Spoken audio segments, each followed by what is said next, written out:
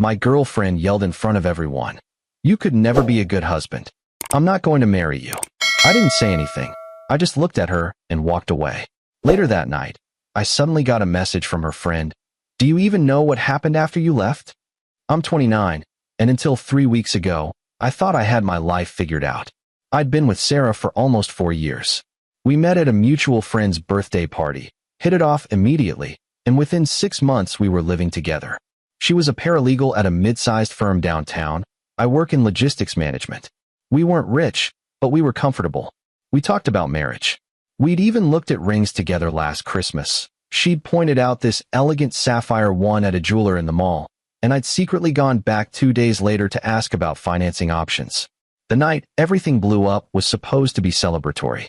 My cousin Marcus was throwing an engagement party at his place. Nice house in the suburbs, professionally landscaped yard, about 40 people there.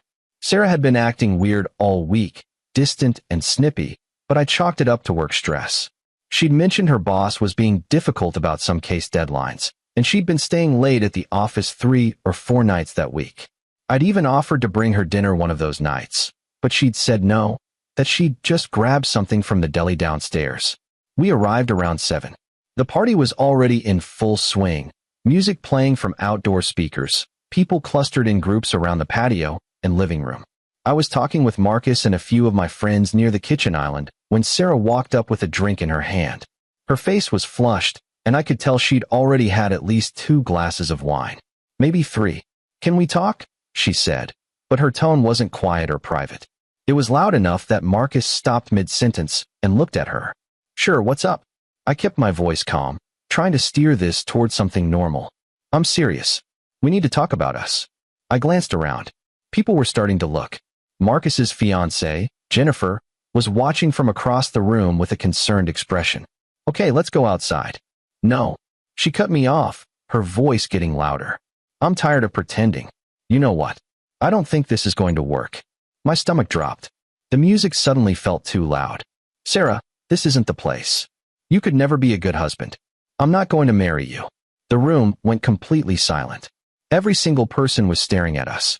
I felt my face go hot, my hands clench involuntarily, but I kept my expression as neutral as I could manage. I looked at her for a long moment, trying to figure out if she was drunk or if she actually meant it. Her eyes were hard, almost cruel, like she was daring me to respond. I didn't recognize the person standing in front of me. I didn't say a word. I just turned around, grabbed my jacket from the chair by the door, and walked out the front door. Behind me, I heard someone say, "What just happened?"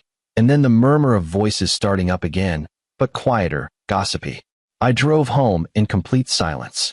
No music, no phone calls. Just the sound of my own breathing and the hum of the engine. My hands were shaking on the steering wheel. When I got back to our apartment, I sat on the couch in the dark for maybe an hour, just staring at nothing. The streetlight outside cast shadows across the wall. I kept replaying the scene in my head, trying to understand what I'd missed, what I'd done wrong. Then my phone buzzed. It was a text from Rachel, one of Sarah's close friends from college. "Do you even know what happened after you left?" I stared at the message for a minute before typing back, "What?" 3 dots appeared immediately. Then, "Can I call you?" "Yeah." My phone rang 5 seconds later. "Hey," Rachel said, and her voice sounded strained, like she'd been crying or was about to. "I don't even know how to say this, but you need to know. After you left, Sarah completely broke down. She started crying and saying she didn't mean it, that she was just scared. But that's not the worst part." "What's the worst part?" My voice sounded hollow even to my own ears. Rachel hesitated. I could hear party noise in the background, people talking, glasses clinking. Marcus's brother, Jake, was there. "You know Jake, right?" I did. Jake was Marcus's younger brother, maybe 26, worked in finance, always dressed a little too nice, and talked a little too loud about his portfolio and his gym routine. "Yeah, I know him. Sarah's been seeing him. For at least 2 months." I felt like the floor had disappeared beneath me. The room tilted. "What?" "I didn't know until tonight. I swear, I had no idea. After you left, Jake came up to Sarah and tried to comfort her. He put his arm around her, and she leaned into him like it was the most natural thing in the world. Not like a friend comforting a friend, but like they were together. Then I overheard him say, "You said you were going to end it clean. This wasn't the plan." That's when I put it together. I confronted her in the bathroom 20 minutes ago. She admitted everything. I couldn't speak. My brain was trying to process the words, but they felt surreal, like something from a bad movie. She said it started at some work event Jake was at in September. Rachel continued, filling the silence. They ran into each other, started talking, and then it just happened. That's what she said. Like it was some accident. But 2 months isn't an accident. That's a choice she made over and over. Is she still there? I finally managed to ask. Yeah, she's still at the party, acting like she's the victim. A few people are comforting her, but honestly, most people look uncomfortable. Jennifer is pissed. I think she wants Sarah to leave. Thanks for telling me, I said, and my voice cracked a little on the last word. What are you going to do? I don't know yet. We hung up, and I sat there in the dark for another hour. Then something clicked in my brain, and I started thinking clearly for the first time all night. I opened my laptop and logged into our shared bank account, the one we'd set up for rent and utilities about 2 years ago. We'd both contribute a set amount each month, and it was supposed to make things easier. I started scrolling through the transactions from the past few months. At first, everything looked normal. Rent, electric bill, internet, groceries. Then I noticed charges I didn't recognize. A restaurant called Provisions, an upscale place downtown that I'd never been to, $180 2 months ago. Another one 3 weeks later, $210. Then there was a hotel charge from 4 weeks ago, $340, from a boutique hotel about 15 minutes from our apartment. Sarah had told me she was at a work conference in Chicago that weekend. I took screenshots of everything. Every transaction that didn't make sense. There were 11 in total. Update 1. I didn't sleep that night. I couldn't. I just sat there on the couch, laptop open, staring at those bank statements and thinking about every lie she'd told me. Every time she'd said she was working late. Every time she'd been too tired to go out with me on weekends. Every time she'd picked a fight over something trivial. And now I realized it was probably because she was feeling guilty. At around 6 in the morning, I heard the apartment door open. Sarah came in quietly, like she was trying not to wake me. She was still in the same dress from the party, and she looked exhausted. I was sitting at the kitchen table with my laptop open and a cup of coffee that had gone cold an hour ago. She froze when she saw me. We need to talk, I said. She dropped her purse on the counter and crossed her arms defensively. Her makeup was smudged under her eyes, and her hair was messy. I know I messed up last night.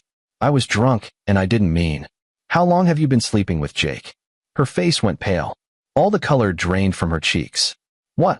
Don't lie to me. Rachel told me, and I found the bank statements. I turned the laptop around so she could see the screen with all the highlighted charges. She stared at the charges for a long moment, her mouth opening and closing like she was trying to find words. Then her shoulders sagged. It just happened. It wasn't planned. 2 months isn't just happened, Sarah. 2 months is a relationship. 2 months is a choice you made every single day.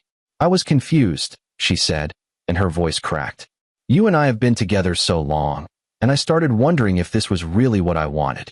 Everything felt so routine. Jake made me feel, I don't know, excited again. Like things weren't so predictable. So you humiliated me in front of 40 people because you were bored?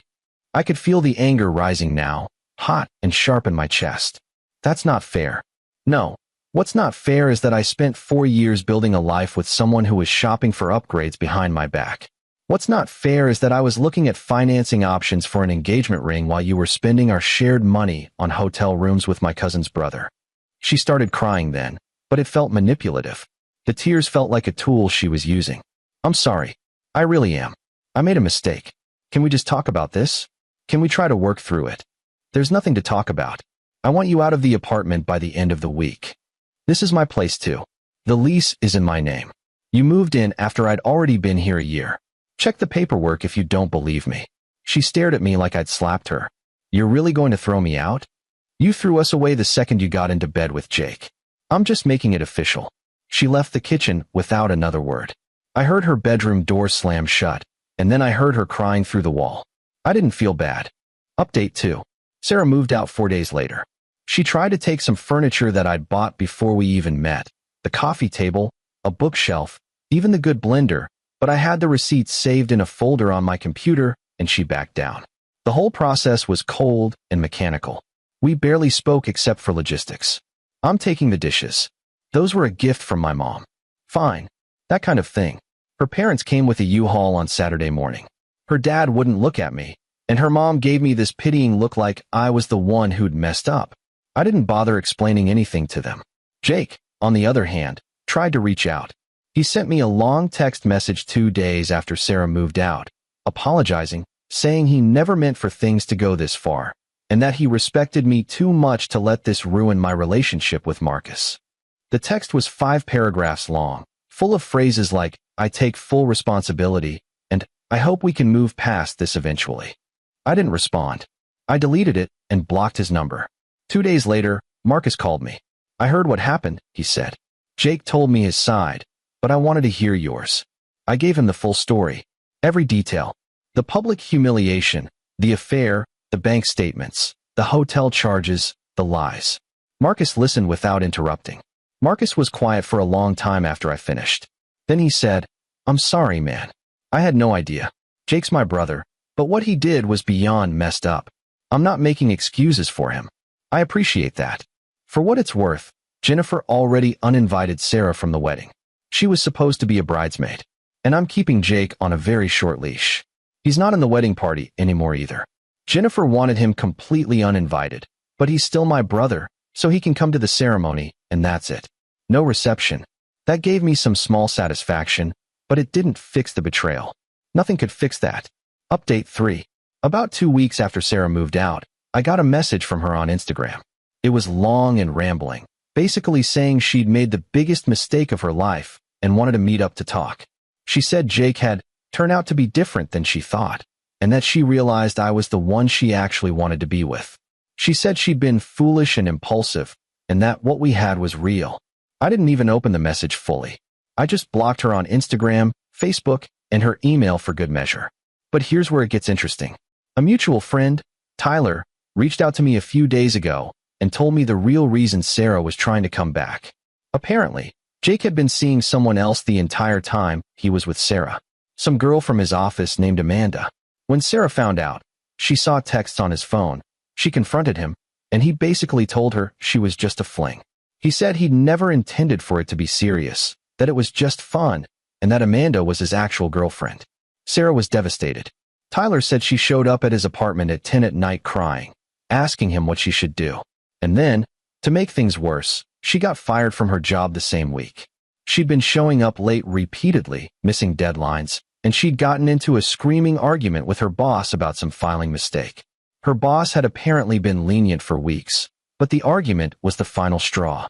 Tyler said she'd been calling around to mutual friends trying to get someone to convince me to take her back.